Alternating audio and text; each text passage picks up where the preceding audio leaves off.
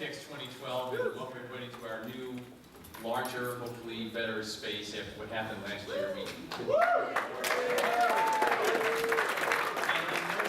the air conditioning is on, so we're all not going to come out 15 pounds lighter, as the case may be. Anyhow, I want to start out by, they spent a couple of $1 billion building the Large Hadron Collider. And what they're looking for is this thing called the Higgs boson, which allows something to have mass, which enables gravity, which enables inertia. And if they just had Mr. Ware and Mr. Klaus show up, they could have saved themselves a lot of money. So I want to thank them for coming to this show and basically being the Higgs boson of the comics field. Thank you.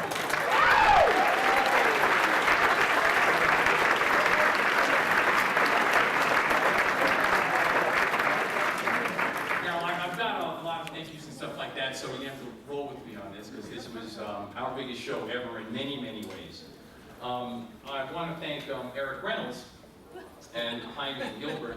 Eric sends me an email in February and says, hey Warren, how'd you like to have the Hernandez Brothers 30th anniversary of Love and Rockets? And I was like, well, how stupid would I be to go ahead and say no? So that happened. And then Peggy Burns gets a hold of me and says, what if we got Adrian for you?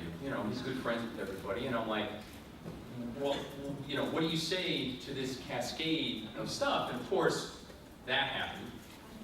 And then my good buddy Matt Worker over at the American Association of Editorial Cartoonists gets a hold of me and says, we're doing our thing, and Francoise Moulet is supposed to come down, and can we go ahead and do kind of a sharesies thing? And I was like, what am I going to do? Okay, except say yes, of course, all right? Because, you can go ahead and see the headlines, Warren Bernard turns down Adrian Tomine and Tamina and, all of these other people, and then they throw me out and I never be welcome back again. But then you throw on top of it Mr. DeForge coming and Johnny Porcelino and Nick Abbasi and Lily Carre and Sammy Harcum and, everybody who came. I just want to thank everyone for just an amazing show.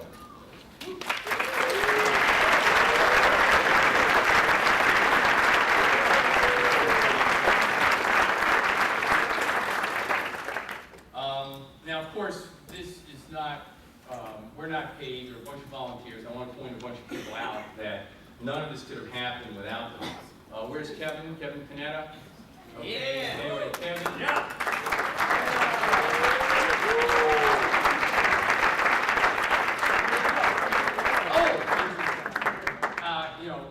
Kevin did the website, he designed the program book. Thank you very much, Mr. DeForge, for giving us that great cover and stuff like that.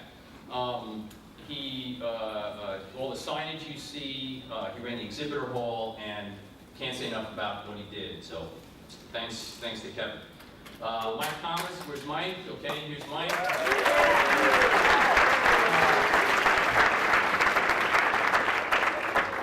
Well, just to give you an idea of the impact of Mike, our Tumblr followers just exceeded 25,000.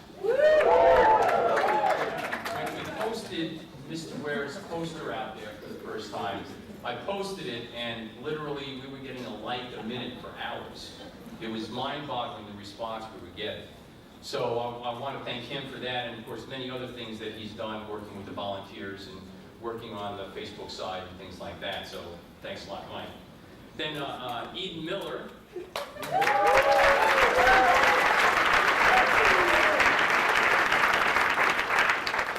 The goddess of the Ignatz Awards. And even that, oh, is it up there?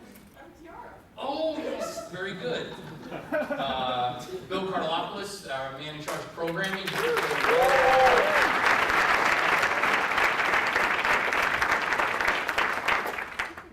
Nate McNeil, who handled the volunteers this year. Nate, thank you.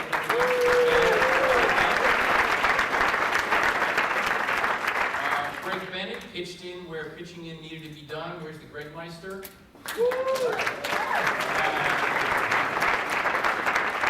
And Jason McClellan, who did the basis for the Ignatz Awards every year.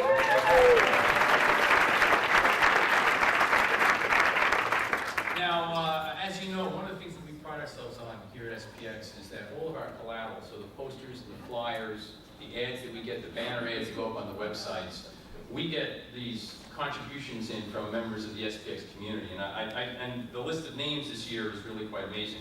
Mr. DeForge did both the program cover and a banner ad. Becky Driestat did a poster. Mr. Ware kindly gave us a poster. Theo Ellsworth, wait, is he in here?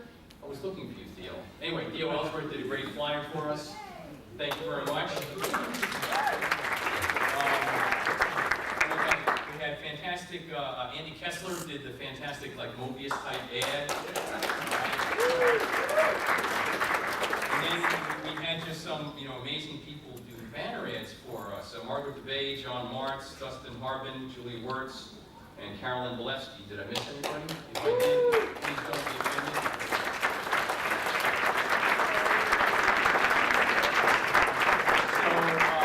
We have this, we're starting to build up this library of really amazing art that was done for us. And one of the things that we do with that, I'm sure you may have heard, may not have heard, we now have this strategic partnership with the Library of Congress.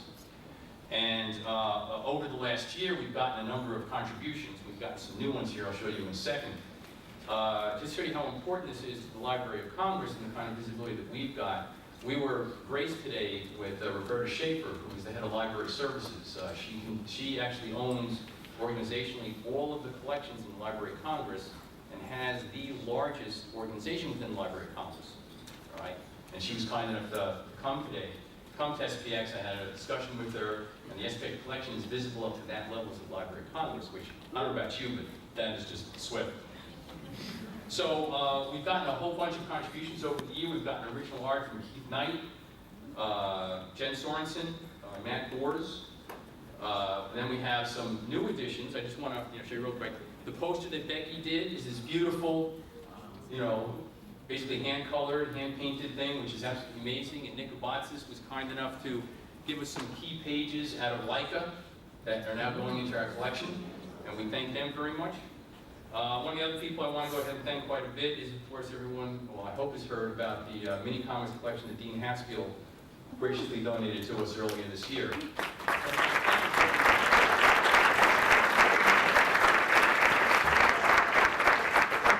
For helping to build this artistic legacy in arguably one of the greatest institutions in the United States in terms of maintaining the culture of who we are and what we are. And I just also want to announce Heidi McDonald has graciously donated her mini comics collection to us.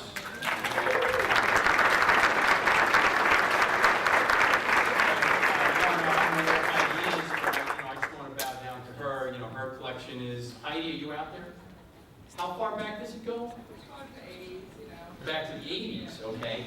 So, there's just going to be some, when we will, once we get the collection, which will be a little later this year, we're going to start posting stuff on our Tumblr stream, and I'm sure we're going to uncover stuff that is going to be absolutely mind-boggling, all right? With Dean's collection, we uncovered stuff we didn't even know existed. There was a promotional booklet done for blankets by Craig Thompson that was in both French and English that no one had ever seen before. All right. So there were all these treasures and gems that we're finding. The last thing I want to talk about is this year we donated $5,000 worth of graphic novels to the Pratt Library System up in Baltimore. They service a lot of inner city and poor residents, and they were very happy to go ahead and get the books. And I want to thank the people at Ad House, Fantagraphics, D&Q, and Top Shelf for helping us with the program. It's something we can continue, and we hope to go ahead and expand in future years. So, we want to go ahead and, what money we bring in, we want to get it back out to everybody and, preserve the culture of SPX, but also help those in need that really, could benefit from what we have to offer. Anyway, I've said my piece. I don't want to hold this up anymore. And I'd like to go ahead and turn just for a second. Normally I would turn it over to Eden. But this year we had somewhat of a tragedy within the SPX community. Our good buddy, my good buddy, personal friend, and very talented guy, Richard Thompson, unfortunately had to give up his drawing due to his Parkinson's disease. And so what the board of directors unanimously said that we need to say something to Richard. And we're going to award him the first golden brick. Ignatz Golden Brick. And I would like to ask Tom Spurgeon to come up and say a few words about what Richard has meant to the comics community and all of us in general.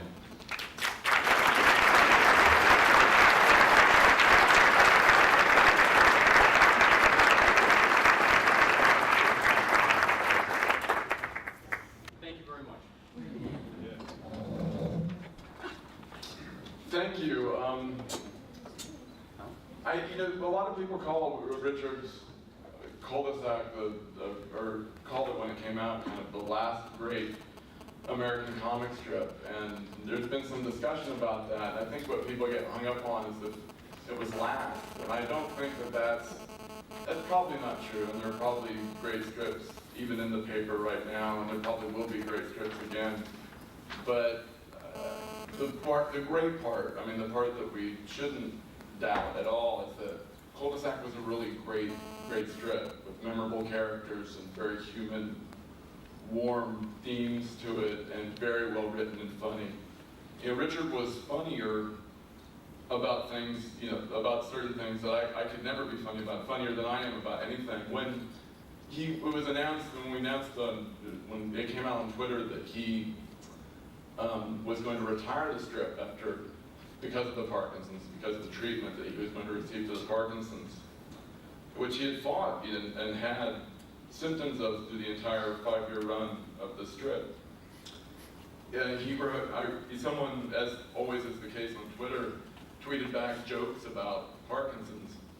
And I kind of angrily tweeted something back, please don't joke about that kind of thing. And Richard sent me a note that said, thanks, tell me if you hear any good ones.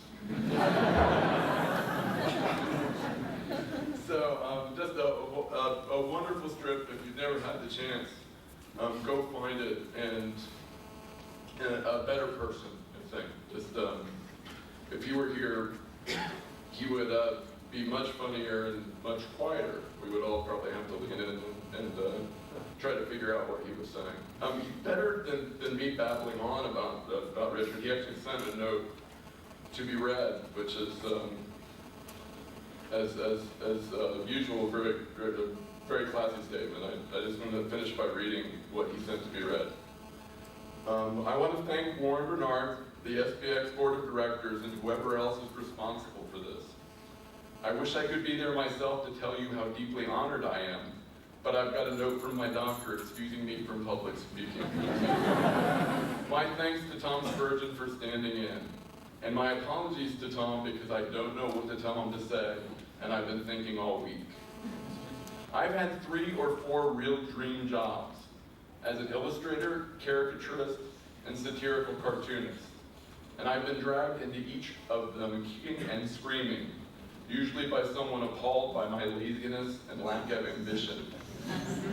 Most recently, I got to be that most noble and rare creature, a syndicated daily newspaper cartoonist, something I'd avoided for years. Oh sure, I'd flirted with the idea since childhood, but my God, those deadlines. But it happened gradually, like a lobster taking a hot bath. And I realized that here was a job I really loved, despite all the writing and drawing involved. But like I said, I still don't know what to say.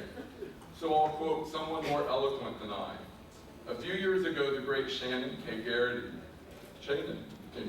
attended her first Reuben Awards. Afterwards, she wrote, "The comic strip is a silly little thing, hammered together out of limitations. There's no reason it should survive if newspapers die, but I love it so much.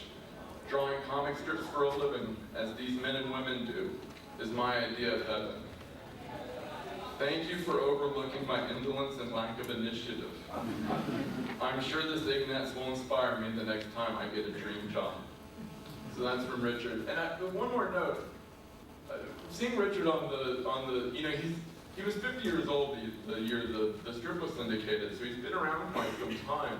But what was different for Richard, I think, was the public aspect of being a newspaper cartoonist. And one of the nice things was that he got to come to conventions like this and set up, and conventions like Heroes Con, and he went up to San Diego one year. And I think he really, really enjoyed meeting a lot of you and being, at a table and having people come up and talk to him about the strip. I think he got so much enjoyment out of that. So I was hoping if we could report back to him maybe a round of applause just to appreciate what he was like and to know that he's welcome back when he gets better and whatever he moves on to next. So if we could maybe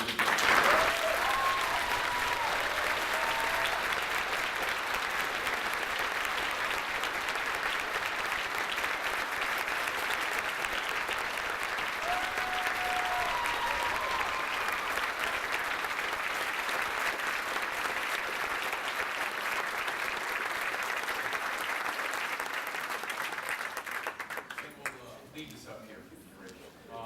Now I want to bring up here the goddess of the Ignatz Awards, Eden, who's done just a great job. And oh, by the way, just out of curiosity, what was the increase we had in Ignatz submissions between last year and this year?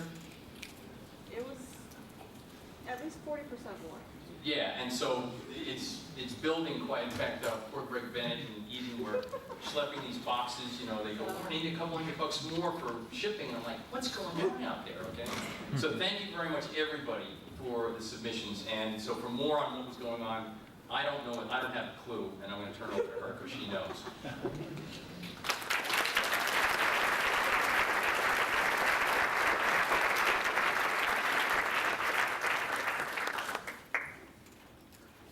Hello and welcome to the Ignatz Awards.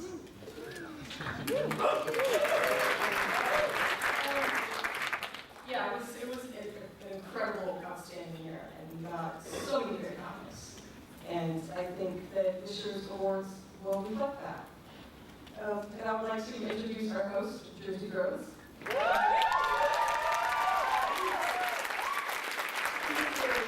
podcaster. He also does a lot of live streaming video of drawing.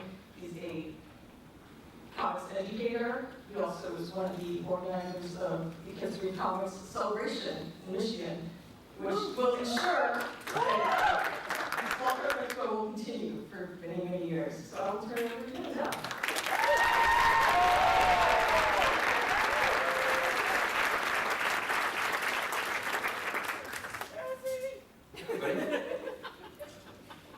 Let's get past these slides, they're online.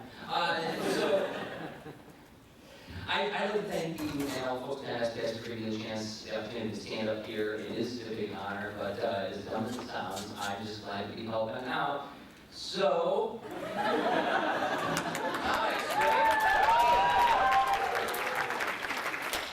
this is a line of work that is mostly of passion and madness because, alright, because a lot of us hold down full-time jobs, freelance on the side, and we work on graphic novels or mini comics, and it takes a lot longer than it should, and we sweat page layout, we do multiple drafts of thumbnails, we worry about character design, we worry about is this 3-point perspective right, and we sweat all this stuff, but we don't even know if it's any good yet.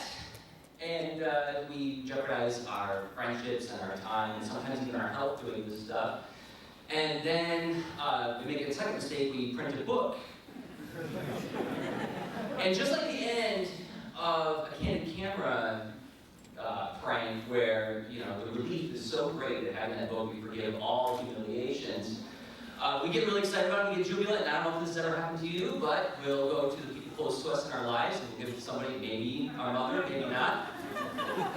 And we'll say solemnly to her, here's 5 years of my life on paper, this is my soul on paper, and she says, that's great, and she throws it in the trunk of her car without even cracking it open. We all got a story like that, right? So it's like, how do we stay alive? How do we keep afloat? How do we keep from letting this thing crack us up into pieces? Well, besides going into some kind of entire music montage of working, what I like to refer to is there's this great speech in an early Dragnet episode. And the gist of it is that, yeah, there's lots of other people who know that this is a thankless, glamorous job sometimes, but I'm proud to be one of them. And as past Ignatz presenters and hosts have said, that's what this weekend's all about, right? It's a chance to commiserate and be around our people and soak in our culture that people understand how tough this is. But then, whoops, skipping ahead. We're going to bring awards into this now, but it's about kinship, it's about friendship, brotherhood, and all that that stuff, but now you're going to create exalted statuses to remind, as if I don't have enough reminders every day of all my places in the world. Now I'm going to show me that some people were better than me. Well, if you'll permit me, I'm going to try to frame tonight's event thusly.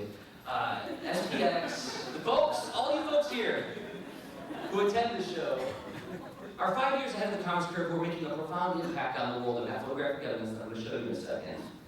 And the Ignatz serves as a sign, a signal to honor those people who are leading the way and inspiring us to keep punching in that direction. So I said I got photographic evidence, here it comes.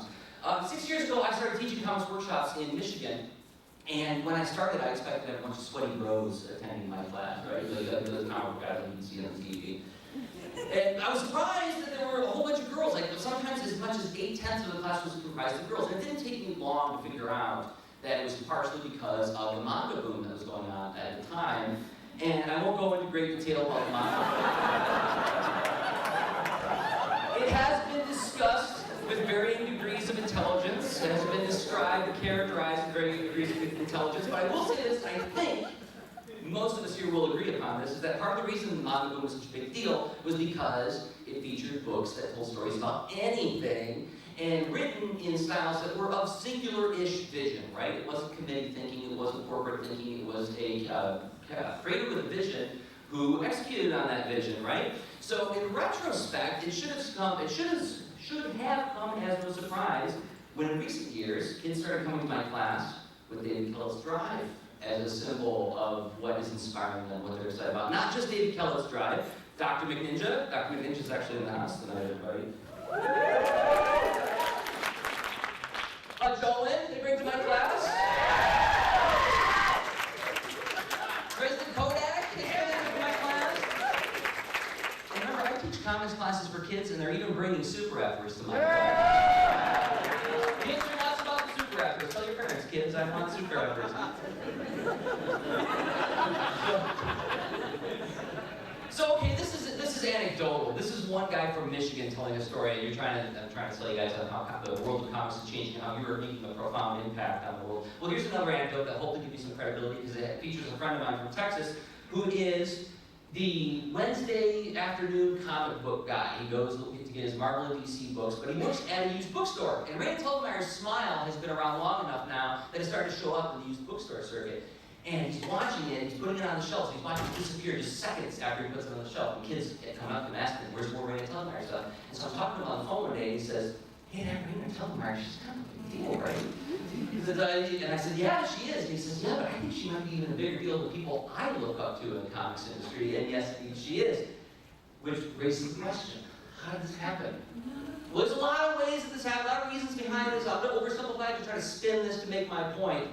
Is that it started with a young woman who got tired of retelling the story of how she knocked her teeth out when she was a teenager and all the drama that happened as a result of that. She decided to commit to paper, make a comic out of it, so that when people asked, she'd say, here, read this. And she didn't sit down and say, well, I'm going to write a nice book, I'm going to be a New York Times bestselling author. She just committed to writing the story her way, telling it as best she could. And these kids who were hungry for stories about anything, told with a singular vision, went nuts for it. And that's what we're celebrating today. We're here to celebrate courageous people, and I really mean this, everybody in this room, the courageous people who follow their own vision, regardless of the consequences, and congratulating the people who lead the way, and inspiring us to keep on punching at this thing, even if we don't get a bunch of likes and retweets and plus ones and accolades and applause. So with that, I'm going to shut up, I'm going to move aside, and we are going to start honoring some of these people for doing these wonderful things. And we'll start with an outstanding mini-comic presented by Sally Carson, Fixpert.com, who is a retired buddy messenger, cartoonist, and user experience designer, and she does a really awesome mini-comic called The Skids, which you can get here to this weekend, but I'd like to welcome Sally Carson to the stage.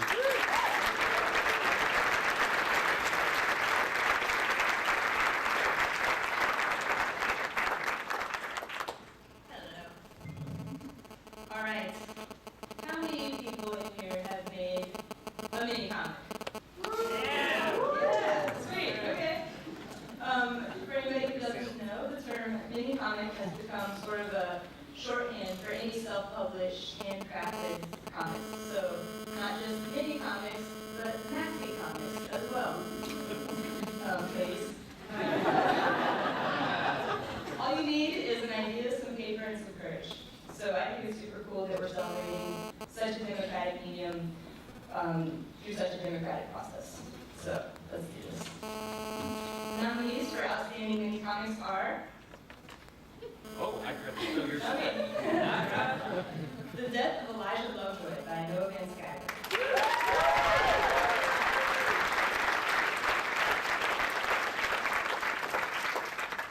Hypnotic Induction Technique by Grant Reynolds.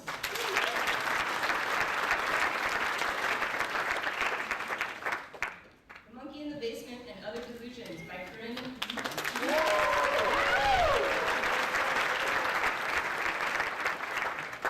Ramble On #2 by Calvin Wong.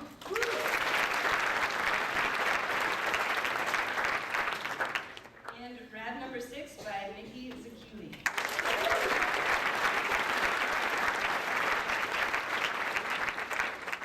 And the award goes to The Monkey in the Basement.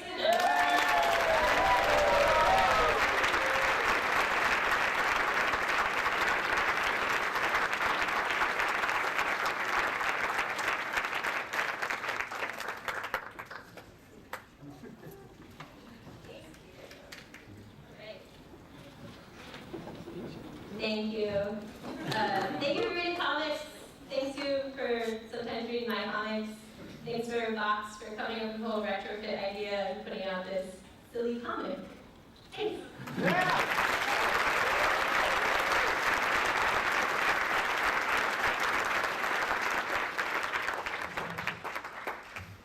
Next up, we have Outstanding Story, which is going to be presented by John Green. That's John Green. John Green, we might know this guy from a thing called Teen Boat, the thrill of being a teen, or the end of being a teen, the thrill of being a boat. I apologize, John. So with that, let's welcome John Green to the stage.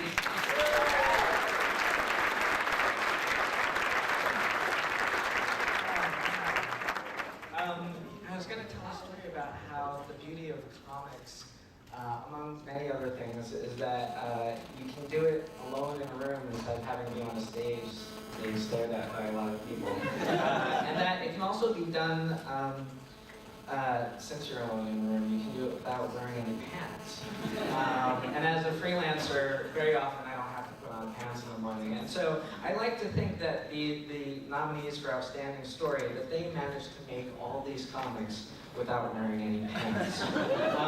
So we have, ready? 1-800-MICE by Adam.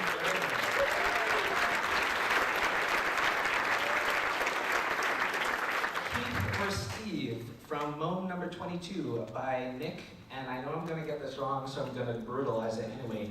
Dr. Naso.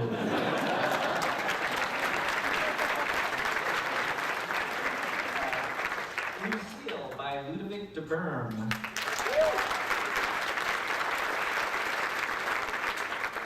Return for Me from Love and Rockets New Stories #4 by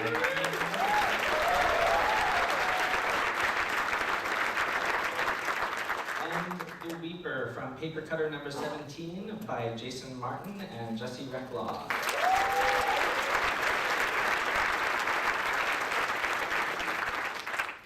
And the award goes to Return for Me.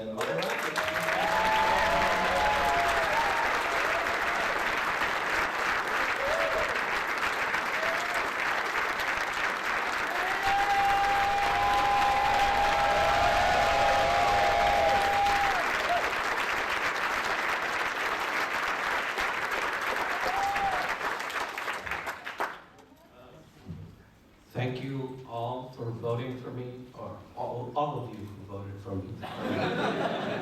Thank you, and thanks a lot for breaking my perfect record of not winning any awards this year. Thank you, you're all wonderful.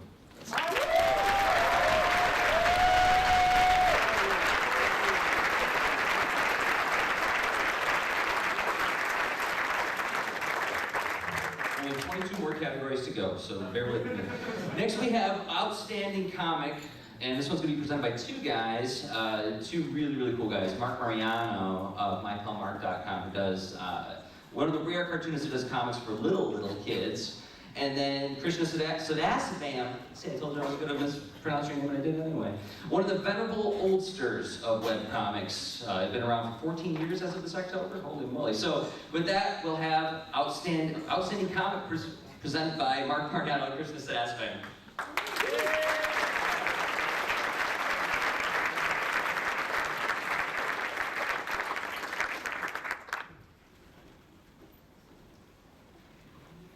When we initially were planning on doing this award, Mark had the idea of wearing a cheese head, and that's a giant chicken wing. or a giant chicken wing, yeah. So we kind of vetoed that one at the last minute, but so we'll keep this short and sweet. Outstanding comic. Yes, love them. Oops. Yep. Categories and awards. Well, yeah, sure. I mean, there's a few things in this world that I found outstanding. One was Katamari Damacy, which is an awesome video game.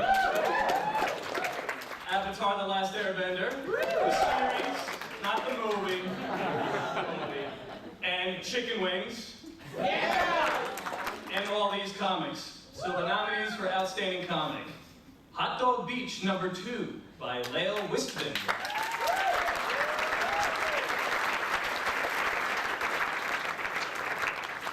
Passage by Tessa Brunton.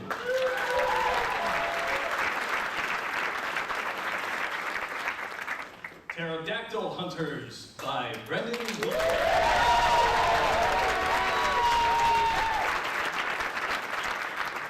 We've got The Sixth Gun, #17 by Brian Hurt.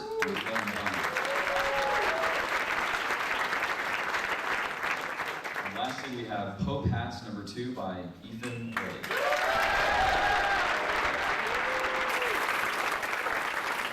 And the winner of Outstanding Comic is Pterodactyl Hunters.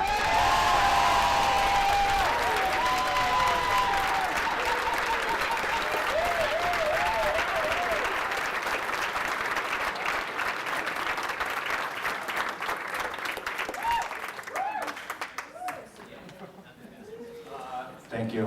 I gotta thank Chris and Lee at Top Shelf. I gotta thank the Zare Foundation. And I gotta thank my friend Tom Hart, who if I didn't know him, I would never make comics. So thanks, Tom.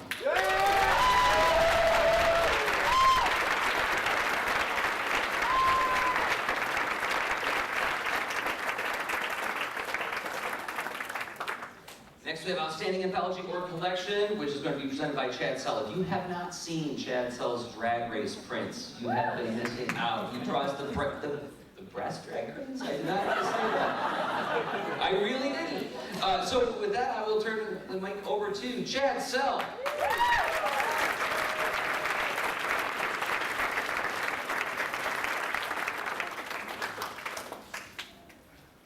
I was hoping to improvise something, but I'm sober, so forgive me. The nominees for Outstanding Anthology or Collection are Big Questions by Overseas.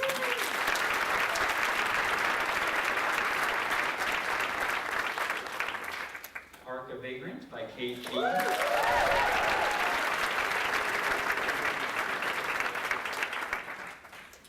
The Man Who Grew His Beard by Olivier Trolley.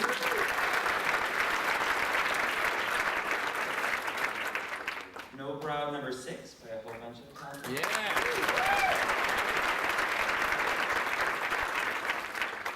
And Mojitos Porosos by Inez Espraga.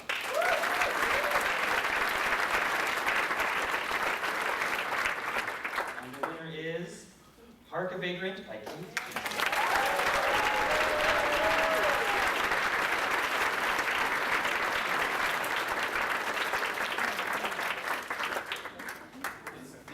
Want to accept this on Kate Beaton's behalf? Oh, there she is. There you go. Kate's not here this weekend, but I asked her what she wanted me to say, and she said to say thank you. So thanks to everyone who voted for her. I'm sure she'll be very pleased.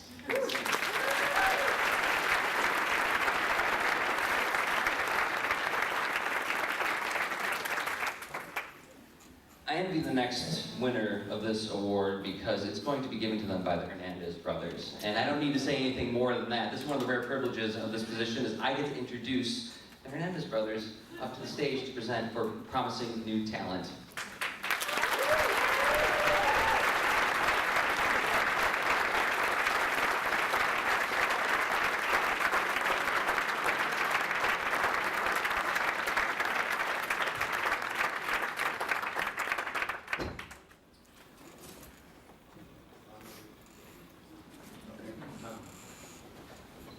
For promising new talent. First of all, whoever wins this, I mean, of course, you're all winners.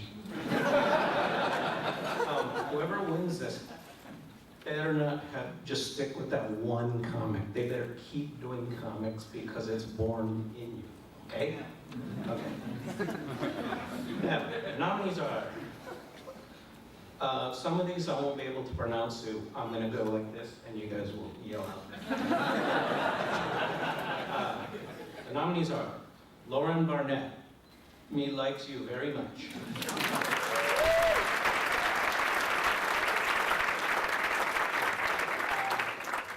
Clara Bessie Gel, the Lobster King. I'm sorry.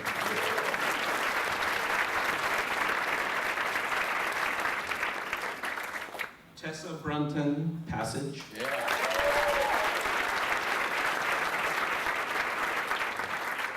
This one I can't say. Lila Quintero Weaver, Dark Room, a memoir in black and white.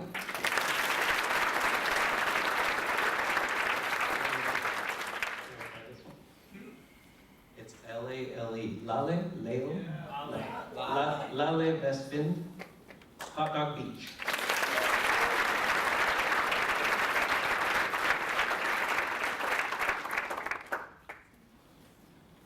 It goes to Lale Westfield.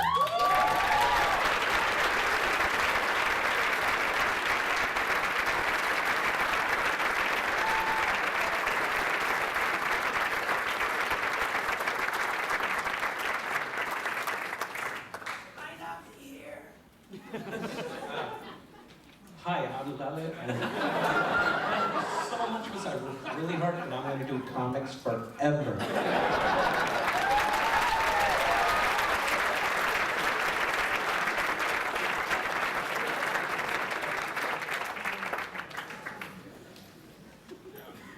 Okay, so from promising new talent to outstanding online comic, and now I'd like to introduce two of the ladies to the stage. Casey Van Heist, who does Winters in Lavelle, and Ashley Fink, who does the super fun Space Case Sally. Let's get You're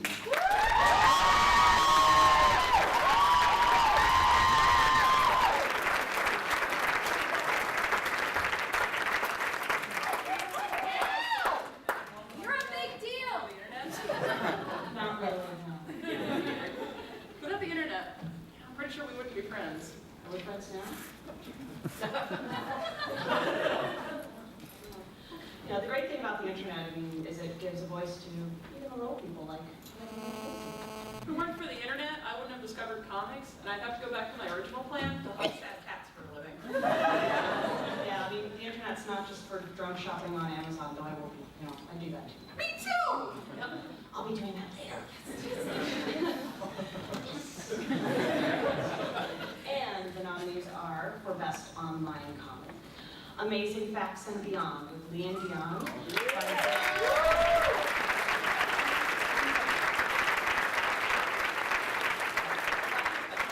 By Julia Forer.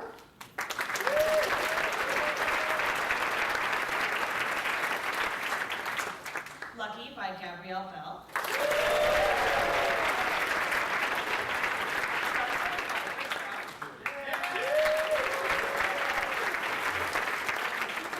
Magic Academy by Jillian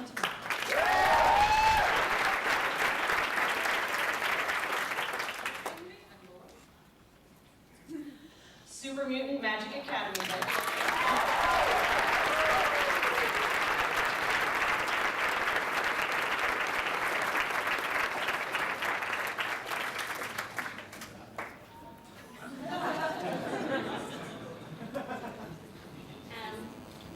Again, Jillian said, but I should say thank you. Thank you for everyone who wrote it.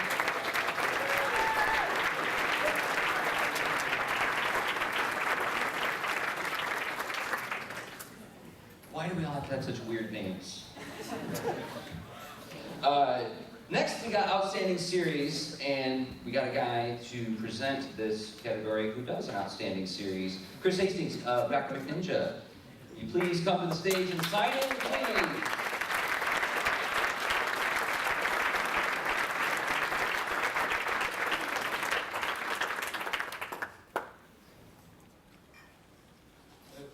Never presented an award before.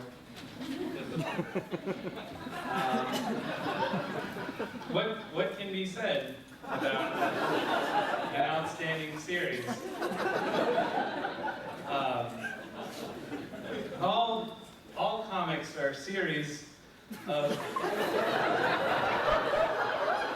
panels, and we truly have some outstanding series of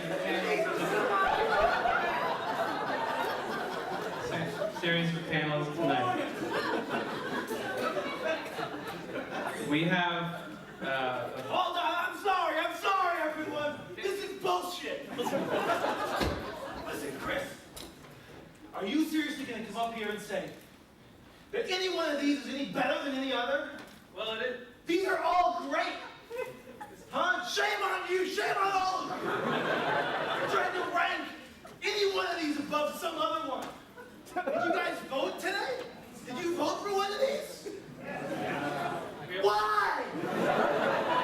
They're all brilliant! David, we have to recognize exceptionalism. No, we don't! I will not let some ballot that maybe you recognize one of the names on be an award, this really prestigious award. I will not live in a world where things are not fair and egalitarian. Oh, we do live on a world where not necessarily the best things always happen. Gary! Yeah, we live on it!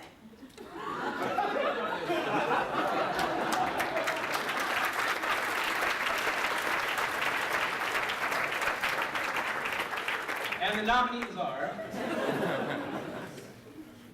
Black Mass by Patrick Kyle.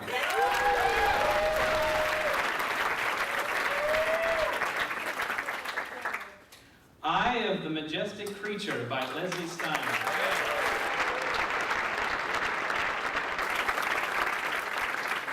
We're having some pronunciation issues here. Ganges? Yeah. By Kevin, was it?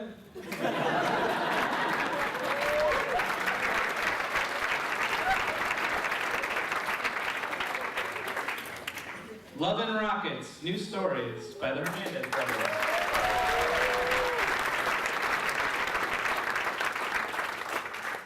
And Pope Hats by Ignatz.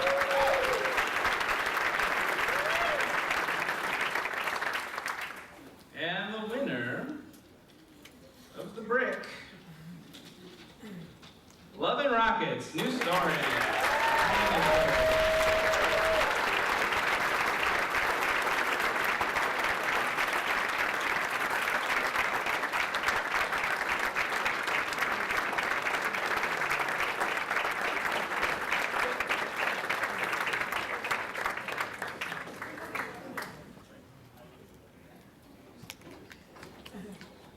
Special thanks to Dan Klaus, Chris Ware, and Art Spiegelman for not having books. See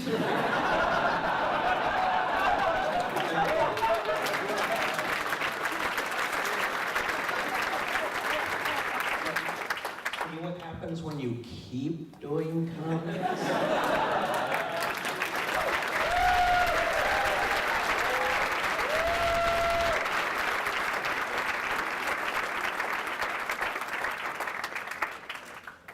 Next we have Outstanding Graphic Novel. And for that we've got a guy who's one of those rare cartoonists who, upon reading his work, it changed the way I looked at comics. Nikobatzis.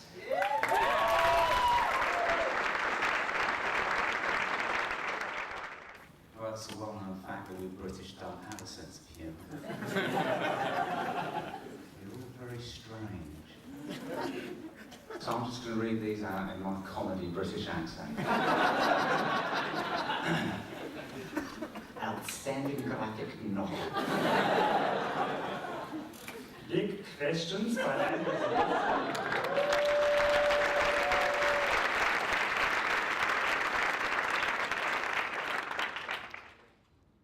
Harvey Pekard's Cleveland by Harvey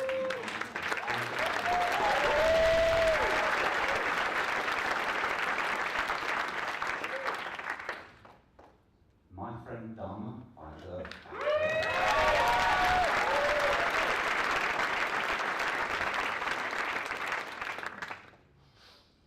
Troop 142 by Mike Dawson.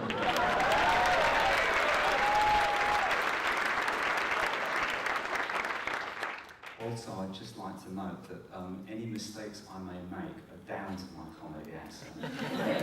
A Zoo in Winter by Jiro Taniguchi.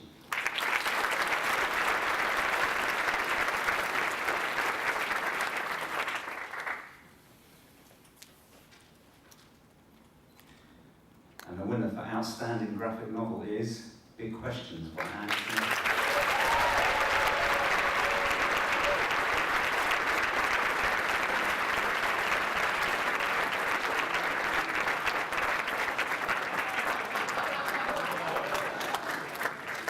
Anybody show up to get their award? So Honors actually did give me a list of people to thank, but I forget everyone. But the ones I do remember are of course Cheryl Weaver and everyone at Toronto Quarterly and everyone here at SPX who voted for him and who helped to organize the show. Thank you.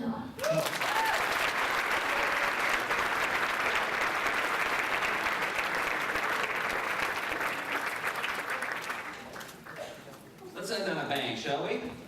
For Outstanding Artist, we have art editor of The New Yorker, creator of Raw Magazine, Raw Junior Tune Books. We owe a lot to this person, Francoise Mouly.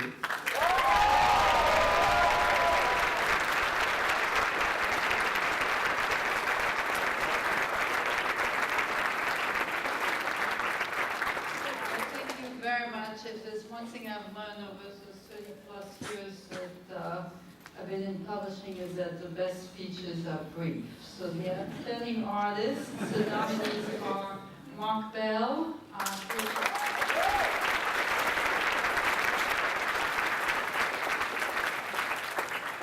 Inés Estrada, Ojitos Barroso,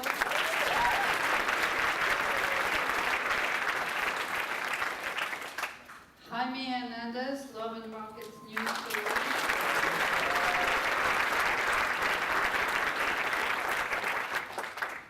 Craig Thompson, Abibi,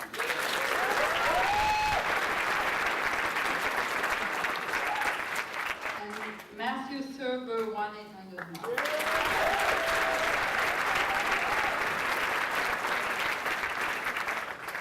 And the winner is Jaime Hernandez.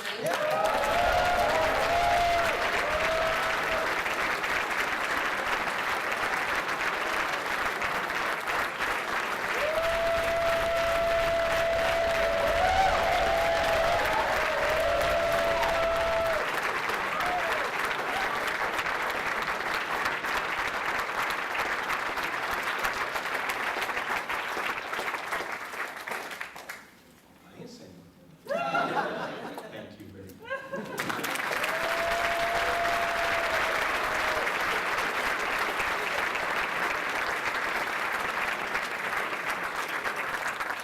Ian's gonna come here in a second to talk about some kind of chocolate thing. But I do want to say thank you guys once again for showing up tonight. Thanks to all of the nominees and the winners and the presenters.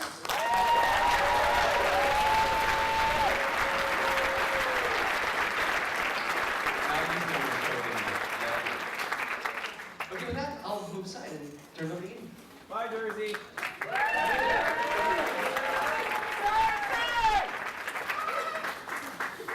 I just want to make sure that the jury is recognized. recognized for all their hard work this year. They had a ridiculous number of comics to read, and I don't envy the task they had. And also, Super Art Fight will be happening in the White Flint Room, which is basically on the other side. So, and that's a lot of fun. And thank you, and there's a chocolate fountain.